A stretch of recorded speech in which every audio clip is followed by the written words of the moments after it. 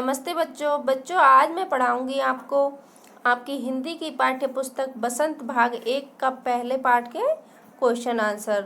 तो बच्चों, प्रश्नों को शुरू करने से पहले मैं आपको बता देती हूँ कि इस पाठ का वीडियो मैं पहले बना चुकी हूँ, जिसको अगर आपको देखना है तो आप डिस्क्रिप्शन बॉक्स में लिंक पर क्लिक करके देख सकते हैं। और बच्चों, प्लीज़ हमारे चैनल को सब्सक्राइब करें और हमारे वीडियो को अपने दोस्तों में शेयर ज़रूर करें, जिससे ज़्यादा से ज़्यादा बच्चों को वीडियो प्राप्त हो सके और वो प्रश्न उत्तरों को अच्छे से पढ़ सकें।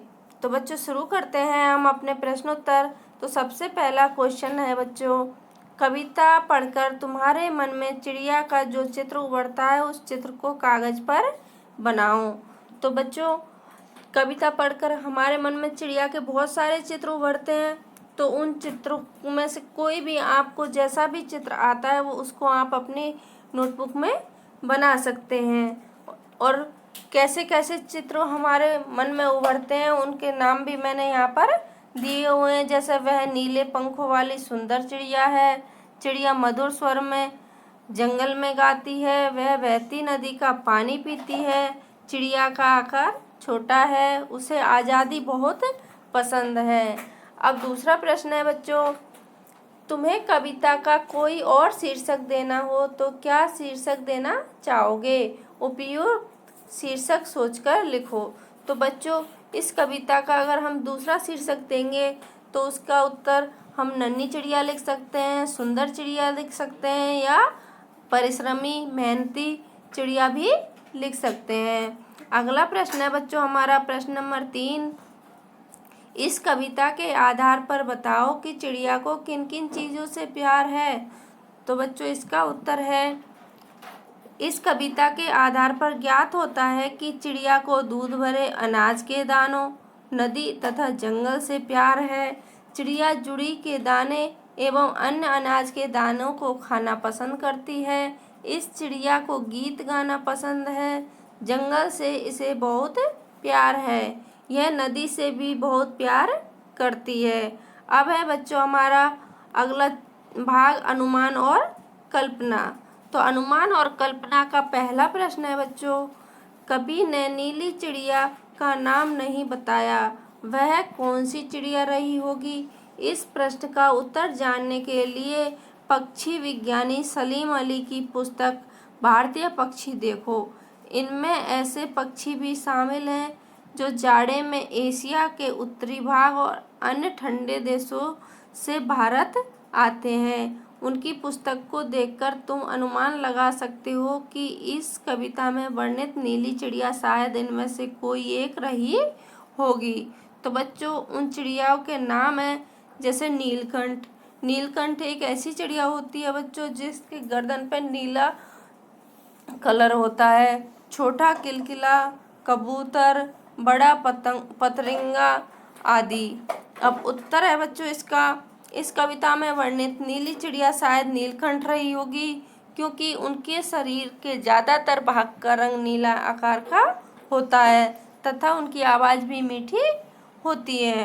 अब है बच्चों अनुमान और कल्पना से दूसरा प्रश्न, नीचे कुछ पक्षियों के नाम दिए गए हैं, उनमें यदि कोई पक्षी एक से अधिक रंग का है तो लिखो कि उसके किस हिस्से का रंग कैसा है।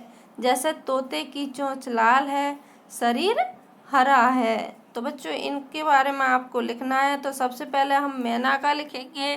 तो मैना का है बच्चों, मैना के पंख भूरे व सफ़ेद रंग के होते हैं, उनकी टांगें हल्की लाल होती हैं। दूसरा है कौवा, कौवा का पूरा शरीर काला होता है। तीसरा है बतख, बतख सफ़ेद रंग का होता है, इसके पैर हल्के गुलाबी रंग के होते हैं। चौथा है बच्चों कबूतर, तो कबूतर का रंग स्लेटी सफ़ेद होता है, गर्दन कुछ कुछ नीले रंग की होती है, इसकी टांगें लाल होती हैं। अब है अनुमान और कल्पना का तीसरा प्रश्न बच्चों, कविता का हर बंद वह चिड़िया जो से शुरू होता है और मुझे बहुत प्यार है पर ख़त्म होता है। यानी कि कविता की जो लाइन है वो हर लाइन कहाँ से शुरू होती है, वह चिड़िया, और ख़त्म कहाँ होती है? बहुत प्यार है। तो तुम भी इन पंक्तियों का प्रयोग करते हुए अपनी कल्पना से कविता में कुछ नए बंद जोड़ो, यानी कि इसी प्रकार से तुक आप भी जोड़ो। तो इसका उत्तर बच्चों हम देते हैं, जैसे कि आप अपनी तरफ से भी कोई कविता जैसा बना सकते हो। मैं आपको बता रही हूँ, आप ऐसे भी लिख सकते हो। वह चिड़िया जो चींची करके सबका मन बहलाती है, नील नील गगन की सीमा पाने पंख पसारे उड़ जाती है, अपना घर बनाने के लिए घास के तिनके लाती है, वह परिश्रमी चिड़िया सबको परिश्रम का पाठ सिखाती है। अब है बच्चों अनुमान और कल्पना का चौथा प्रश्न। तुम भी ऐसी कल्पना कर सकते हो कि वह फूल का पौधा जो पीली पंखुड़ियों वाला महक रहा है, मैं हूँ। उसकी विशेषताएं मुझ में हैं। फूल के बदले वह कोई दूसरी चीज़ भी हो सकती है, जिसकी विशेषता को गिनाते हुए तुम उसी चीज़ से अपनी समानता बता सकते हो। ऐसी कल्पना के आधार पर कुछ पंक्तियाँ लिखो। तो बच्चों आप ये सारी चीज़ें आपको खुद करने के लिए हैं, ये आपका गृह कार्य है, लेकिन मैं आपको बता देती हूँ आप ऐसे भी लिख सकते हो। वह फूल का पौधा जो हवा में झूलता आंगन में खड़ा मुस्कुरा रहा है, खुशबू अपनी फैला रहा है, पीली पंखुड़ियों वाला पौधा मैं हूँ, मुझे हवा से बहुत प्यार है। वह फूल का पौधा जो खिलता मुरझाता पर खुशबू से नाता सदा निभाता है, मुरझाने पर भी सुगंध ही देता है, पीली पंखुड़ियाँ वाला वह पौधा मैं हूँ, मुझे महक से बहुत प्यार है। अब है बच्चों भाषा की बात। तो भाषा की बात में पहला प्रश्न है, पंखों वाली चिड़िया, नीले पंखों वाली चिड़िया, ऊपर वाली दराज, सबसे ऊपर वाली दराज। तो बच्चों इनमें क्या बताया गया है? विशेषण। तो पंखों वाली चिड़िया में भी विशेषण है, लेकिन दूसरा जो वाक्य है नीले पंखों वाली चिड़िया, उसमें एक विशेषण और जोड़ दिया गया है। ऐसे ही दूसरा वाक्य हमारा ऊपर वाली दराज। तो बच्चों इसमें ऊपर वाली विशेषण है, लेकिन अगले वाक्य में सबसे शब्द और जोड़ दिया गया है, यानी कि एक और विशेषण जोड़ दिया गया है। तो ये हो गया सबसे ऊपर वाली दराज। तो यहाँ रेखांकित शब्द विशेषण का काम कर रहे हैं। ये शब्द चिड़िया और दराज संज्ञाओं की विशेषता बता रहे हैं। बच्चों संज्ञा तो आप सभी ने पढ़ी होंगी। अगर आपको संज्ञा भी समझनी है तो वो भी आप हमारे चैनल को सब्सक्राइब करके हमारे वीडियो देख सकते हैं। हमने संज्ञा का भी वीडियो इसमें डाला हुआ है, सर्वनाम का भी डाला हुआ है, विशेषण का भी डाला हुआ है। हमने सभी ग्रामर की वीडियो डाली हुई है। तो इसमें बच्चों शब्द चिड़िया और दराज संज्ञा की विशेषता बता रहे हैं, यानी चिड़िया और दराज दोनों क्या हैं? संज्ञाएं हैं। अतः रेखांकित शब्द विशेषण है और चिड़िया दराज विशेष्य है। यहाँ वाला वाली जोड़कर बनने वाले कुछ और विशेषण दिए गए हैं। ऊपर दिए गए उदाहरणों की तरह इनके आगे एक एक विशेषण और जोड़ो। तो बच्चों बाघ का विशेषण है मोरों वाला, लेकिन हमको यहाँ पर एक और विशेषण जोड़ना है।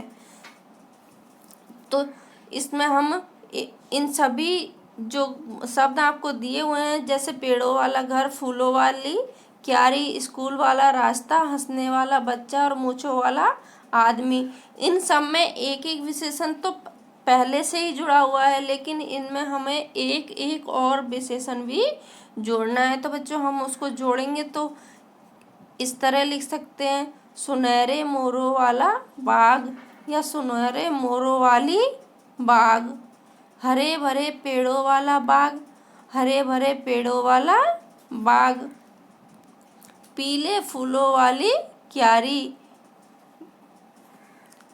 पीले फूलों वाली क्यारी, महात्मा गांधी स्कूल वाला रास्ता, महात्मा गांधी स्कूल वाला रास्ता, अधिक हंसने वाला बच्चा, घनी मूंछों वाला आदमी। तो यहाँ पर मूंछों वाला भी विशेषण है और घनी भी विशेषण है, और आदमी क्या है बच्चों, विशेष्य।